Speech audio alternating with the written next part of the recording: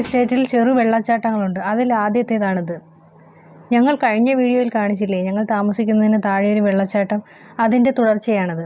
ശരിക്കും പറഞ്ഞാൽ ചരിത്രപരമായി വളരെയേറെ പ്രാധാന്യമുള്ള ഒരു എസ്റ്റേറ്റാണ് ഈ പൊന്മുടി മർക്കിസ്റ്റൺ എസ്റ്റേറ്റ്. 1850 ബ്രിട്ടീഷുകാരനായ ജോൺ ആർതർ മൂറിന് തിരുവിതാംകൂർ മഹാരാജാവ് വിലയാധാരം നൽകിയ 707 ഏക്കർ സ്ഥലമാണിത്. പണ്ടൊരു കാലഘട്ടം ഉണ്ടായിരുന്നല്ലോ, നമ്മുടെ കാർഷിക സമ്പത്ത് വർദ്ധിപ്പിക്കുന്നതിന് വേണ്ടിയിട്ട് കേരളത്തിലെ രാജാക്കന്മാർ വിദേശികൾക്ക് പാട്ടത്തിനും വിലയാധാരമായിട്ടും ഭൂമി നൽകിയിരുന്ന ഒരു കാലഘട്ടം. അങ്ങനെ ഈ എസ്റ്റേറ്റ് വിലയാധാരമായി നൽകിയതാണ്. അങ്ങനെ വർഷങ്ങൾ നീണ്ട പരിശ്രമത്തിലൂടെ 707 ഏക്കറിലും തേയിലത്തോട്ടം നിർമ്മിച്ചു. തമിഴ്നാട്ടിൽ നിന്നാണ് ഇതിനാവശ്യമായ തൊഴിലാളികളെ ബ്രിട്ടീഷുകാർ അന്ന് എത്തിച്ചത് കേട്ടോ. അങ്ങനെ കേരളത്തിലെ കാർഷിക ഉൽപ്പാദന രംഗത്ത് സുപ്രധാന സ്ഥാനം വഹിക്കുന്ന എസ്റ്റേറ്റായിട്ട് പൊന്മുടി മർക്കിസ്റ്റൺ എസ്റ്റേറ്റ് വളർന്നു. പിന്നീട് നമുക്ക് സ്വാതന്ത്ര്യം കിട്ടിയപ്പോൾ ബിർളയുടെ ഉടമസ്ഥതയുള്ള ജയശ്രീ എസ്റ്റേറ്റ് ബ്രിട്ടീഷുകാരിൽ നിന്ന് ഇത് വിലയാധാരം വാങ്ങി.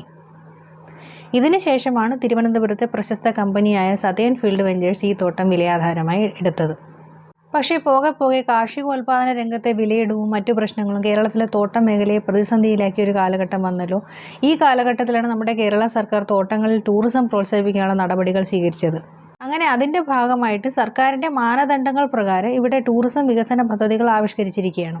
പൊന്മുടി മർക്കിസ്റ്റൺ എസ്റ്റേറ്റിൻ്റെ ഏറ്റവും വലിയ പ്രത്യേകത എന്താണെന്ന് വെച്ചാൽ 1860 പണികഴിപ്പിച്ച ബ്രിട്ടീഷ് ബംഗ്ലാവുകളിലാണ് അതേ പ്രൗഢിയോടെ താമസ സൗകര്യം ഒരുക്കിയിരിക്കുന്നത്. കാണാൻ പറ്റുന്നുണ്ടോ പുറകിൽ? നല്ല രസമല്ലേ? പുകമഞ്ഞിങ്ങനെ ഒഴുകി നടക്കുന്നു, മലകൾ. എന്ത് രസമുള്ള കാഴ്ചയല്ലേ? പുറകിൽ കാണുന്ന വനഭംഗിയും മഞ്ഞും ഒപ്പിയെടുത്ത് ഈ തണുത്ത കാറ്റത്ത് നിന്നുകൊണ്ടൊരു സെൽഫി എടുത്താൽ എങ്ങനെ ഇരിക്കും?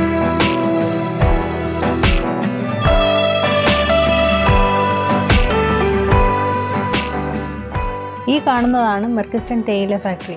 ഞങ്ങളുടെ അടുത്ത വീഡിയോ അവിടേക്ക് പോകുന്നതാണ്. തീർച്ചയായും എല്ലാവരും കാണാൻ വരണേ.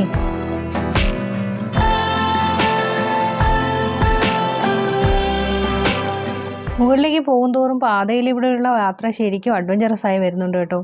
ഞാനൊക്കെ ശരിക്കും കമ്പിയിൽ തൂങ്ങി നിൽക്കുന്നു എന്ന് പറയുന്നതായിരിക്കും ശരി.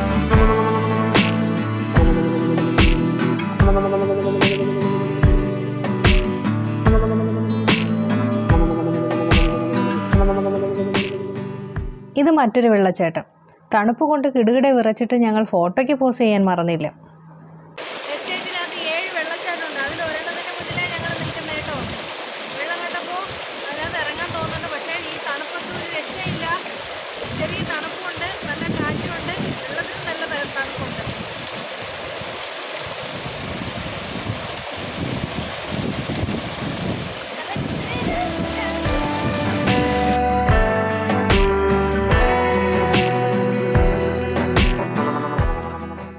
ആ മരങ്ങളിലേക്ക് നോക്കിയാൽ അറിയാം കാറ്റ് എത്ര ശക്തിയായിട്ട് വീശുന്നുണ്ടെന്ന്.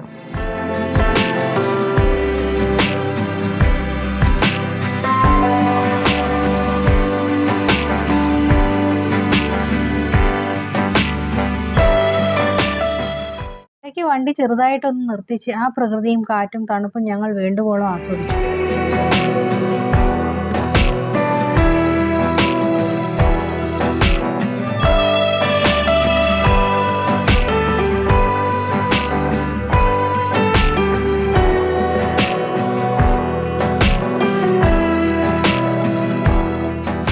നിൽക്കുന്ന വൃക്ഷങ്ങളിൽ ചിലത് ഗ്രാമ്പുവാണ്, ചിലത് ഓറഞ്ചും. ഈ മരങ്ങൾക്കിടയിലൂടെ അങ്ങ് ദൂരെ മലയിൽ മഞ്ഞ് പടരുന്നത് കണ്ടോ? കാഴ്ചകളെ പിന്നോട്ടാക്കി ഞങ്ങളുടെ വണ്ടി സാവധാനം മുന്നോട്ട് നീങ്ങി. പിന്നീട് മറ്റൊരു നീരൊഴുക്കിന് മുന്നിലാണ് വണ്ടി നിർത്തിയത്.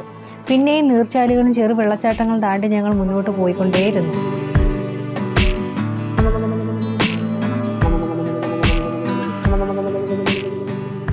അതിനിടയിൽ ആദ്യം കണ്ട തേയില ഫാക്ടറിയിലെ ഒരു ചെറു ഡബ്ബ കമഴ്ത്തി വെച്ച പോലെ ദൂരെ കാണുന്നത് ഞങ്ങൾ കൗതുകത്തോടെ നോക്കി നിന്നു. അപ്പോഴാണ് ഞങ്ങൾ എത്ര ഉയരത്തിലാണ് നിൽക്കുന്നതെന്ന് മനസ്സിലായത്. അപ്പോൾ ഇതൊക്കെ കണ്ടിട്ട് നിങ്ങൾക്ക് എന്ത് തോന്നുന്നു? ഒരു തവണയെങ്കിലും വരണമെന്ന് തോന്നുന്നില്ലേ? അപ്പോൾ നിങ്ങൾ തീർച്ചയായിട്ടും ഇവിടെ വരണം. ഈ ക്ലൈമറ്റാണ് നല്ലത്. വളരെ ശാന്തമായിട്ടുള്ളൊരു അന്തരീക്ഷമാണ്. തിക്കും തിരക്കൊന്നുമില്ല ഈ സമയത്ത് വരുമ്പോൾ. അതുമാത്രമല്ല പ്രകൃതിയുടെ വേറൊരു മുഖമായിരിക്കും നമുക്ക് കാണാൻ പറ്റുന്നത്. ഒരു ഈറനണിഞ്ഞ നല്ല രസമുള്ള കാഴ്ചയാണ്. ഇപ്പം മഴ കുറഞ്ഞു നിൽക്കും. രാവിലെ നല്ല മഴയാണ്. കുറഞ്ഞപ്പോഴാണ് ഇറങ്ങിയത്. ശരിക്കും ഒരു ഓഫ് റോഡ് ട്രക്കിംഗ് എന്ന് പറഞ്ഞാൽ അടിപൊളിയാണ്. ഒരു സൈഡിൽ മലയും അടുത്ത സൈഡിൽ താഴ്വര. ആ കാണാനത് ആ മലയുടെ മുകളിൽ ആ മേഘങ്ങളൊന്നും ഇങ്ങനെ തട്ടിപ്പോകുന്നതാണ്.